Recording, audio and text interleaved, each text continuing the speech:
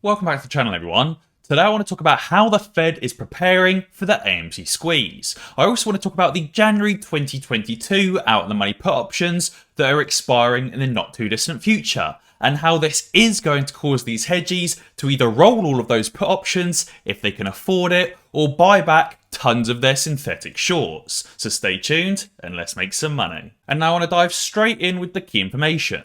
So, the Fed is getting its ducks in a row for the next Wall Street bailout. They've quietly added Goldman Sachs and Citibank to its new $500 billion standing repo facility, which is separate from the overnight repo facility. So this here, which you've seen before, is the overnight repo facility. At the moment, it's uncapped, currently somewhere between $1.5 and $1.75 trillion. But there's a huge amount of parties involved, over 80 parties, each averaging only around $20 billion of usage. But this new $500 billion standing repo facility is so far for only 3 banks: Goldman Sachs, Citibank, and the New York branch of Mizuho Bank. That means that each bank has over $175 billion of usage that they can utilize. Last Friday, with the public's attention diverted to the pandemic, the Federal Reserve Bank of New York quietly announced in a one-sentence statement that it was adding the following 3 federally insured banks to its list of counterparties for its newly minted $500 billion standing repo facility: Citibank, Goldman Sachs, and the New York branch of Mizuho. It says if you're stunned that Mizuho, a Japanese bank, is able to have federal deposit insurance backstopped by the US taxpayer, welcome to the world of borderless global banking for the 1%. It says these 3 banks have a number of things in common. Number 1, each financial institution already has a broker-dealer affiliate that is already one of the Fed's 24 primary dealers that participate in the Fed's overnight repo operations. Number 2, each of the 3 banks' primary dealer affiliates took large, secret loans from the Fed's repo facility when credit collapsed on Wall Street in September of 2019. And number 3, all 3 institutions have trillions of dollars in exposure to derivatives. I've shown you that screenshot before, showing you the 24 largest and most overexposed banks. It says if all 3 banks already have broker-dealer affiliates participating in the Fed's overnight repo loan facility, why would another affiliate be added? The first thought that comes to mind is the fact that the Fed puts a daily cap on the dollar amount that each counterparty can borrow per day. Obviously, at the moment, that average borrowing cap is somewhere around $19, $20, $21 billion, and therefore there's a number of banks that need to borrow more, but at the moment, can't. It says, why would these 3 banks need to have a sugar daddy at the Fed to loan them money in a financial crisis? Because all 3 banks have huge exposure to derivatives. It says that from the latest report, Goldman Sachs has $387 billion in assets versus $48 trillion in notional derivatives. That's the bank that was 120, 130 times leveraged. So not only is the Fed running their overnight repo facility, they've also created another repo facility with much more money that can be utilized for these risky banks so that they can be safeguarded in the event of another recession or stock market collapse. And I personally think that this is the Fed preparing for the AMC squeeze, because we know that when many of these short hedge funds get liquidated, when their short position is squeezed, they'll be forced to sell off all of their long positions as well, which could crash the market, or is likely to crash the market. And alternatively, if the market does crash beforehand, that market crash is going to cause these hedge funds to fail their margin calls, and they'll be liquidated and forced to cover their AMC shorts.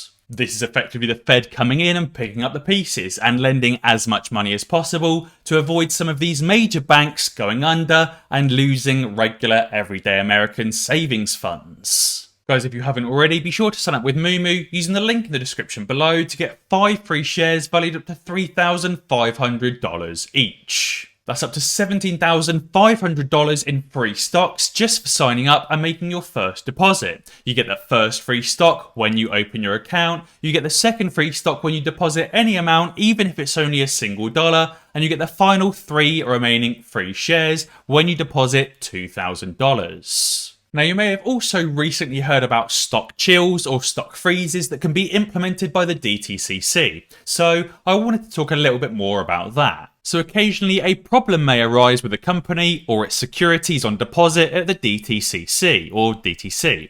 In some of those cases, the DTC may impose a chill or a freeze on all of the company's securities. So a chill is a restriction placed by the DTC on one or more of DTC's services, such as limiting a DTC participant's ability to make a deposit or a withdrawal of the security at DTC. And a freeze is the full discontinuation of all services at the DTC. Freezes may last a few days or an extended period of time, and again, a chill is also likely to stay there for a few days or also for an extended period of time as well. Basically, the main difference between a chill and a chill is the discontinuation of one service, whereas a freeze is the discontinuation of all services. This paragraph, I think, is the important one.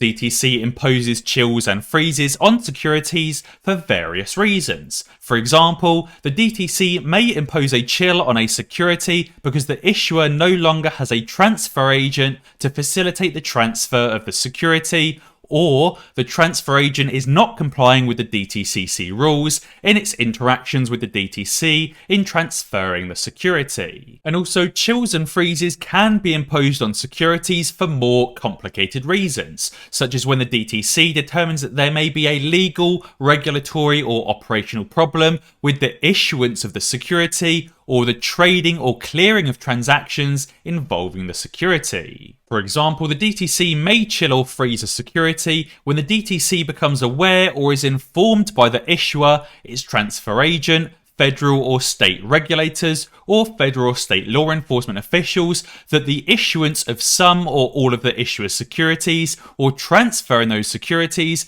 is in violation of state or federal law. Maybe if there's tons and tons of synthetic shares being issued or incorrectly issued, then the DTCC can freeze or chill the AMC stock until it's resolved. If the DTC suspects that all or a portion of its holdings of a security may not be freely transferable as is required for DTC services, it may decide to chill one or more of its services or place a freeze on all services for the security. Now, I also want to talk about all of these put options that expire in January 2022, how they interact with the divorced put theory, and what's actually going to happen in January 2022 when all of these puts expire worthless. Obviously, you can see right here there's 257,000 put options, a lot of those down at $1, $2, $3, $5, $10 that are going to expire worthless. So what's going to happen? William Toller says the secret ingredient is crime, and it always has been. He says wait until all of those 50-cent and $1 put options bought by the hedgies last year have to be rolled over in January 2022. All hell will break loose. So there's a brief explanation here from one of the mods. He said, okay, so the put options, typically out the money put options, are used to beef up collateral among other things. These are typically used in conjunction with shorts, and these were extremely cheap earlier this year, as the lowest you could go was 50 cents or $1. Those extreme low put option prices were taken away. So when these expire worthless, they will have to roll these over to higher strike priced puts, and the cost will be much, much more expensive to execute. Not only will the hedgies lose all of the money that they put into these 257,000 out the money put options, but they also have to roll them over to later put options, which will cost them more money and will likely also expire worthless. Maybe these down here in January 2023. There's a bit more of a more descriptive explanation here on Superstock relating directly to GameStop. So these numbers aren't going to be related to AMC, but the explanation is the same. He says, just in case anyone forgot, back in the January run-up and the June run-up for AMC, shorts hid their positions with a poop load of puts and options malarkey. There's over 315,000 puts for GameStop that expire on January 21st and 257,000 options for AMC that expire on the same day. As there's 100 shares per options contract, that comes out to 31.5 million shares for GameStop and around 25.7 million shares for AMC, most of which are out of the money, so they'll expire worthless. This means that firstly, all of the money that they spent to buy these puts is gone. Until now, any loss incurred on these positions was only on paper, as they'd never closed any of their short positions, and due to lax rules on options reporting, they didn't have to report them either. Once those puts expire, the losses become real, and they'll have no choice but to include it on their quarterly filings and 13F filings, which are publicly available. So we'll be able to see it, though it's noteworthy that all of this reporting is voluntary, and the penalty for falsifying information on reports is fairly minuscule. But ultimately, they will have to report actual losses in their financial statements and in their 13F filings. And secondly, if the puts they've been using to hide their positions expire, then either their positions become exposed and we can see them, or they'll have to dish out another truckload of money to repeat this process, which could likely bleed them dry. Especially at a time when many hedgies out there are only just meeting margin requirements by the skin of their teeth, and these margin and collateral requirements are increasing on an almost daily basis. And thirdly, it's been suggested previously that they were using these puts as collateral to meet those margin requirements, so losing them could mean margin calls become harder to survive. And I also wanted to talk about the quarter-to-date box office for quarter 4 of 2021 and the full year for 2021 as well, and how that compares to previous years like 2019, 2018, 2017, and that pre-pandemic era. Obviously, back in 2019, 18, and 17, the total gross yearly box office figures were around $2.5, $2.6 billion. Now, for this year in 2021, that's only at $1.8 billion for the domestic box office, so we're not quite back at pre-pandemic levels just yet. But I think it's very important to note that back in 2019, 18 and 17, there were between 339 and 381 movies released, and in 2021, only 150 films. So that means that on an average basis, this year they've generated $12.5 million per average showing, which blows out of the water every single year ever existed on record until around 2001 and previously. Obviously, back in 2001 and before, they were only producing between 73 and 173 films, which is obviously much lower than what they were producing back in 2019, 18 and 17. I personally think that's absolutely brilliant news, and hopefully it continues next year into 2022 as well. Guys, be sure to let me know down in the comments below what you think about the Fed preparing for the AMC squeeze and for the next stock market crash. And if you want to stay up to date with my latest stock and crypto picks, or if you just want some help with AMC and GameStop, be sure to check out the Patreon and the private Discord, linked in the description below. And as always guys, if you enjoyed this video, be sure to check out some of my others. Alternatively, subscribe to the channel and ding that notification bell, because that way you'll be alerted when I upload a new video. Cheers!